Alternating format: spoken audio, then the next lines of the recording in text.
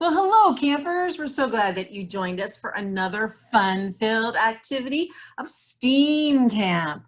I'm Ms. Wiz, and I'll be your coach for today. Let me go ahead and talk about how STEAM Camp will work today with Ms. Wiz. We have a schedule. First thing we do is we have an opening circle, sing a song, read a book, talk about what we're doing. The next thing we'll start doing, we have our first activity. We'll do a brain break. We have our second activity. We'll then have a closing circle where we talk about everything that we did and other stuff. And that's how our camp will work today. So opening circle, everyone come in close to your screen. If you have friends or family or pets in your house, you want to come join them now. This is a good time. Everyone come circle up and we're going to sing our welcome song. So it goes like this. Hello, campers. Hello, campers. Hello, campers. We're glad you're here today. Now join me. Hello, campers. Hello, campers. Hello, campers. We're glad you're here today. Well, yes, I'm glad you're here today. So excited you can join me as we talk about the letter S in STEAM. The letter S in STEAM stands for science. Now there are many different science things you can learn about. There's biology, which is the science of life. There's geology, which is the study of like the earth, the planet, everything in it. But today we're going to learn about a physical science called physics. And that's where we study like heat, sound, and today we're going to be talking about push and pull, which are type of forces. Ms. Wiz is going to do a couple more videos that will talk about friction and gravity as well. And then I'm going to have a great big kind of end of summer video for Ms. Wiz where we're going to combine all of those forces, pushing and pulling and friction and gravity, and we're going to create some very cool thing. But that's in a couple weeks. That's called the Rube Goldberg one. So take a look for that one at the end of the summer. The end of June. That's when that one's going to be. So again, push and pull. Well, there we go. Push and pull right there. I push, but they're not going anywhere. How does that work? How does the forces of push and pull work? How does my little car go so far and then it stops?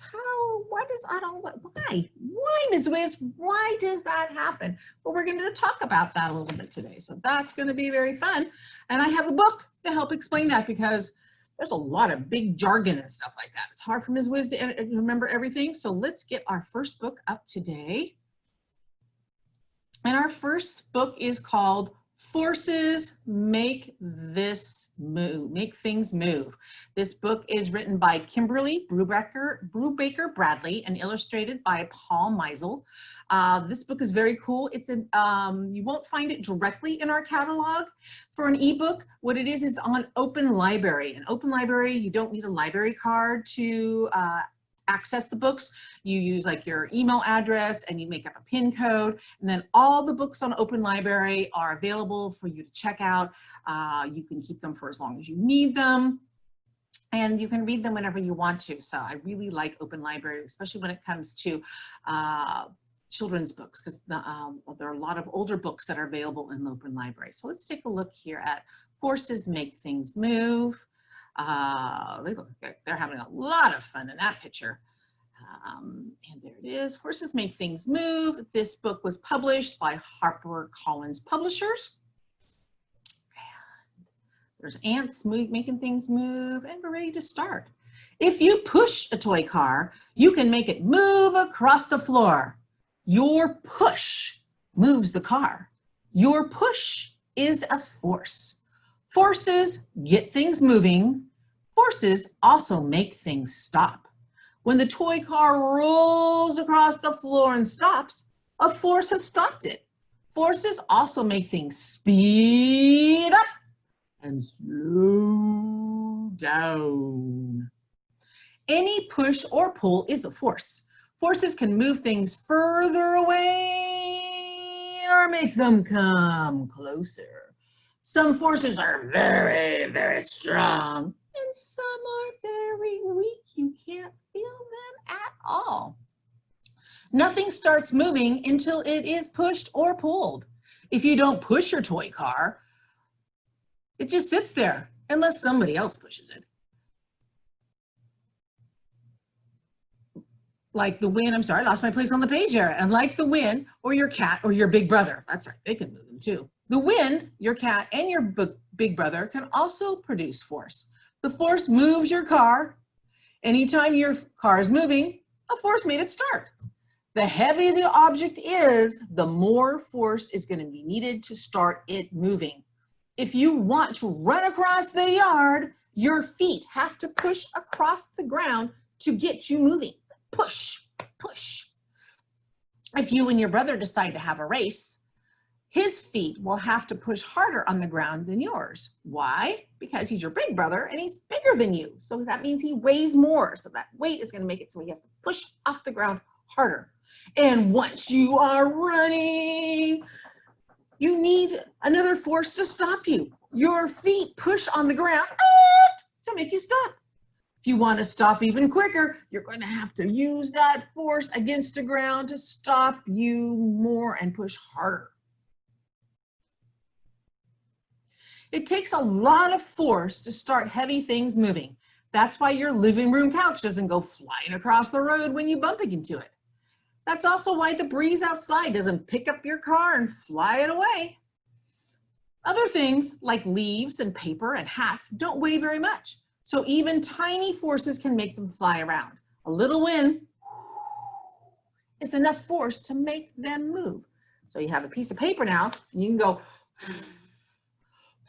with your breath and make that paper move. But if your big brother is lying on the couch, you're going to have to push pretty hard to push him off. Whenever you push something, it pushes back against you. If you push your toy car, it's pushing back against you at the very same force. If you push it even harder, it's going to push back harder. This can be kind of tricky to understand. I know. The force you put on a car is always the same as the force the car puts back on you. If you push the car, your force makes the car start moving. So if the toy car is pushing against you, why aren't you moving? Good question. Because remember, you are heavier than the car, and it takes more force to move the heavy object. So the force that can move a toy car can't move you because you're heavier than the car, right? It's you and the car. The car is going to move, not you. Since it takes such a small amount of force to move the toy car puts only that much force back on you, and the force is too small for you to feel. So when I'm pushing my car, I can't feel the force that the car's pushing back on me because he's too little. I just can't feel that force that the car's pushing against. If you push against your family's car, well, it's in the driveway, it pushes back on you too. Just like your toy car, the real car is pushing back with you on the same amount of force that you're pushing on it. You push the real car really gently, it pushes back on you really gently. But if you push even harder, it pushes back on you harder. And because the car is heavier than you can't move the car. The car keeps pushing you back. And you can't produce enough force to move that real car. And neither can your big brother. Sometimes you can see what is pushing or pulling. And sometimes you can't. If you roll your car and it hits the wall or the couch, you can see that the wall and the car have stopped your car. The wall and the car have produced a force so that when your car goes against it, boom, that force makes it stop. If your car accidentally hits your big brother while he's laying there on the couch, though, you better move fast. If the car doesn't hit the wall or your big brother or the couch or the cat or anything you see, it still stops. Why is that? You push your car along the hallway and it goes and goes and goes. How come it doesn't go all the way out until it hits the door? Sometimes it stops before that. Well, what's pushing on the car to make it stop? It's a force called friction.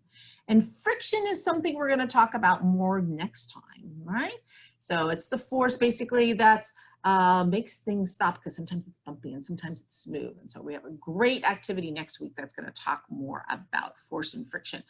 So we'll finish up this quick page here and then we'll talk more about that. Everything is bumpy. Even things that feel smooth like glass or ice, they still have a little bit of bump to them. Sometimes you can feel it. Sometimes you can't because they're too small. Sometimes you can't even see them, they're so small. Okay? But whenever you rub two things together against each other, the bumps slow them down so they can go different. So I rub the car against my hand and those things have bumps. And so I have to keep forcing the car against my hand because otherwise the bumps on my hand are going to stop it. And the force of those bumps rubbing against each other is called the friction. Friction is what makes the moving object slow down. And when you roll your car, the bumps on the floor push against the bumps on the car wheels a little bit.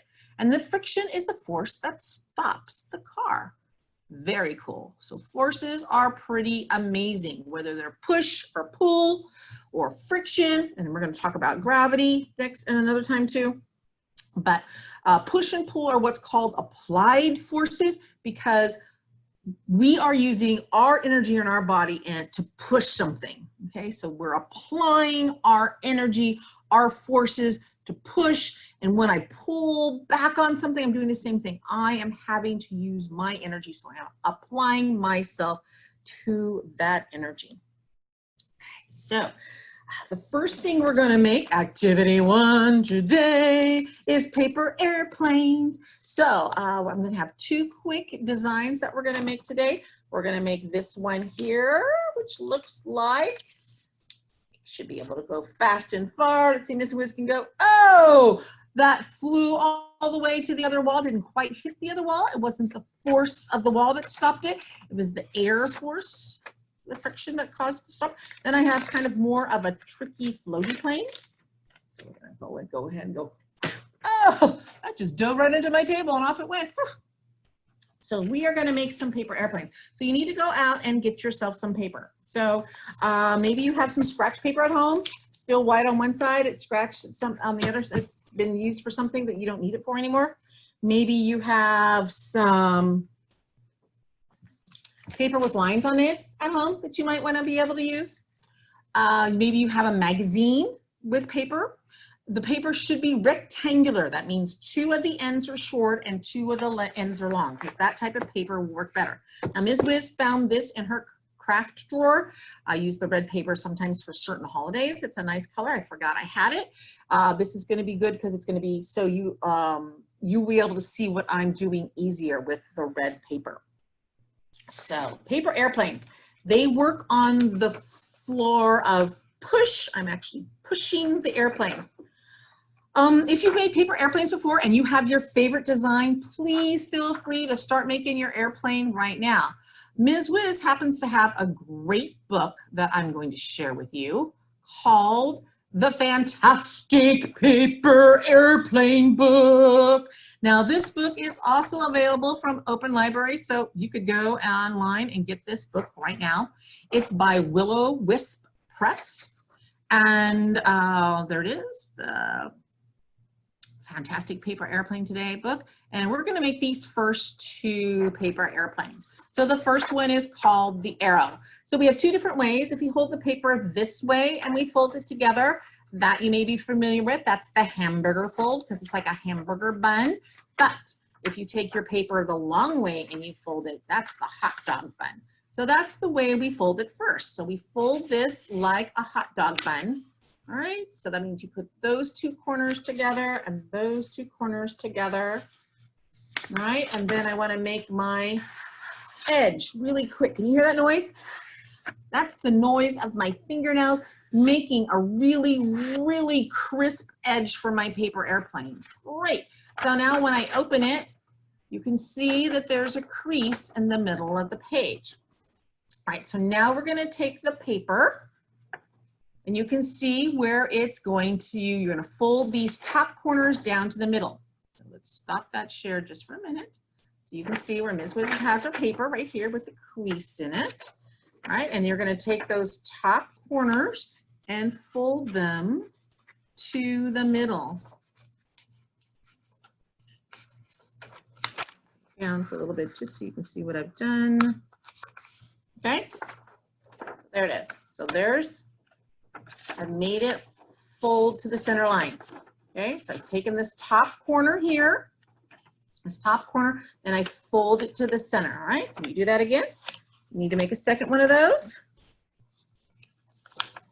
Again, make those lines really crisp. So now I have 2 folds like that. Let's go back to our book and see what we're supposed to do next. All right, up. Oh, it says we're going to fold this again. All right, this is a trickier fold.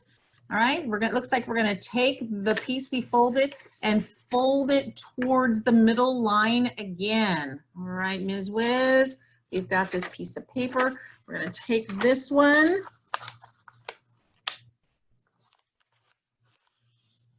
Okay, so you can see what I did. All right, our paper was like this. All right, I took this corner and I took this corner to the center line. And then I took my finger and I made a really, really crisp edge. I'm going to do that again. I'm going to take this one, fold it to the middle line. And then I make that crispy, crispy edge. Very nicely done. I think we have one more thing to do before we're done with this paper airplane. Okay. All right, it says I'm going to fold the side up.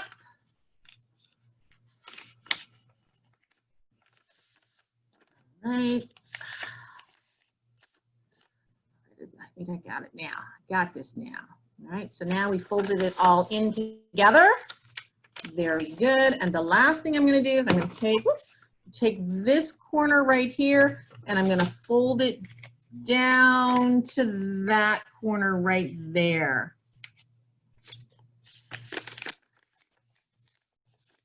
Okay, so the same thing. I take that corner and I fold it down to that corner and I make my edges all crisp. There we go. So let's review the process. We had our piece of paper like this. Okay, the first thing we did was fold it in little folds like that. We took those little folds, we made them bigger folds like that. Okay, we folded it to the middle like this. All right, then we folded our wings down like that. There we go. Now that you have this plane, you have a lot of people who made the plane with you. You can go in down the hallway, you can go in the room, and you can see who can fly the furthest, longest, fastest, whatever you want to do with that paper airplane and go, woo! There it is. I thought we might have time to do it, but since I still know we need to make our slingshots, you guys can go back to that book and take a peek at it. There was also one other very cool book called This Paper Airplane Book. This it has some trick airplanes in it. It has paper airplanes that you can cut out in the back. Has a whole bunch of them that you can use scissors and stuff and make fancy things. And it talks more about how things fly. So this is a great book to learn about how things fly. This book is also available on Open Library. So lots of great resources so you can have fun doing that. All right, so we need a brain break. So I want you to take a piece of paper, crinkle it up. Maybe it was the airplane that you didn't like so good, okay? And what this is you're gonna bounce the ball. You're gonna bounce that paper ball and see how many times you can bounce. 1, 2, 3, up. 1, 2, up, up. 1, 2, 3. Oh, I missed it. 1, 2. Oh, I can't get past 2. All right, so you can play around with that when you need something to do. I lost that one. Let's grab this one. All right, this one's a little bit bigger. Now, if you want to, if you have a friend with you, you can try passing this back and forth. All right, pass it to Ms. Wisz. Ms. Wisz, pass it back to me. Ha ha, that's funny. All right, and then you can make the circle bigger, add more people. And then if you want to get trickier, you can add more paper balls and see how many times you can keep the balls, how many balls up and how many things like that. So that is a really fun break when you're looking for something to do. Maybe you're sitting in the back of a car. It's a great fun thing to do with your friends and family.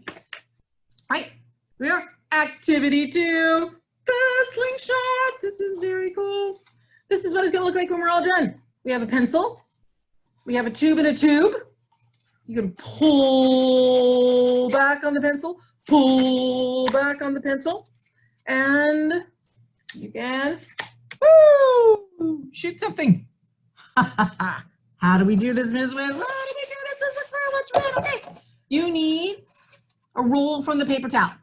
Okay, you can also use 2 toilet paper tubes, but I like paper towel tubes better because they're kind of cleaner because they're not from the bathroom. So first thing you need to do is cut it in half. All right, so you can see now when I cut the paper towel tube, it's the same. This looks like a toilet paper tube. All right. I forgot to say, you're gonna need scissors. All right, Ms. Wisz, what else am I gonna do to make this work? We're gonna need tape. Doesn't have to be orange like mine, it can be regular white tape. Okay, need a pencil.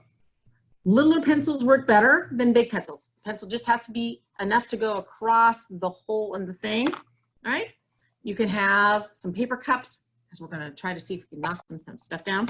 Need 2 rubber bands. Make sure they're kind of skinny rubber bands like this. Skinny rubber bands work better because they're not gonna tear our shooter. And I tried using the scissors to make the hole, and I tried using the pencil to do in the hole like I did in another activity. I kind of tore it. So if you have a hole puncher or a grown-up who can help you make the hole, this is the only part that you're gonna need some grown-up help on, all right? So that's what we need. That's all the stuff we're gonna do. So the first thing we do, we take one of our tubes, and we're gonna cut this tube all the way longwise. All right, so now it looks like it could be flat, but what we're gonna actually do, instead of making it flat, we're going to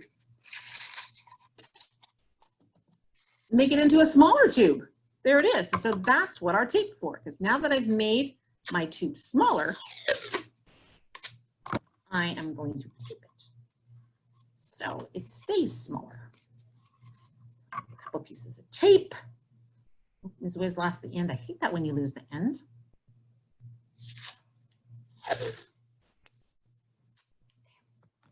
There it is. And don't worry if it doesn't make a perfect round circle. Look at Ms. Wisz is kind of silly and sticking up and stuff like that, but that's what we need. That's step 1, all right?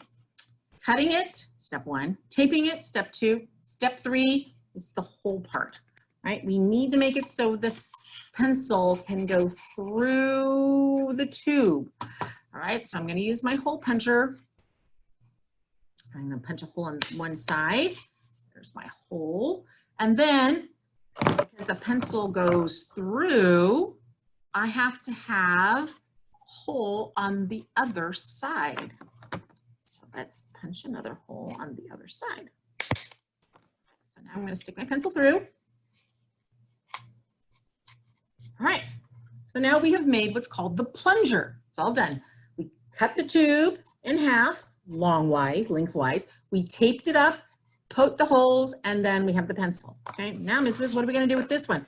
This is the trickier one. All right, I've got my tube.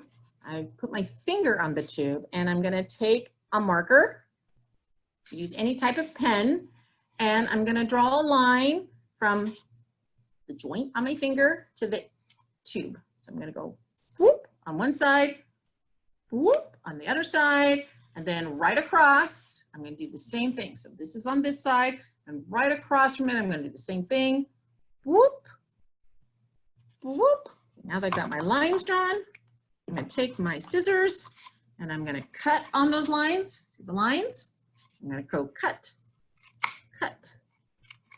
And then I find the other 2 lines, and I'm gonna go cut, cut. All right, so now I've got my 2 lines on both sides. I'm gonna take my little rubber band, and I'm gonna put it in those places where I cut. Look how the rubber band's hanging right there. Whoop. And I'm gonna do that again. One more time, Ms. Wisz, because that was just too much fun. All right, there it is. So now I have the 2 slits I've made with a rubber band and the other 2 slits I've made with a rubber band. This is where it gets very cool and tricky. Now, rubber bands are on one end, so I'm gonna put the plunger in the other end. And now I'm gonna grab the rubber band, pull it over the pencil, grab the rubber band, pull it over the pencil, and look. Whoa, whoa, whoa, whoa, whoa. It works just like this one. Whoa, whoa, whoa, whoa, whoa. And you're ready. I put all my, I don't have my papers anymore. All right, let's try a cotton ball. Put the cotton ball in the end. Ready, 1, 2, 3. Oh, across the room.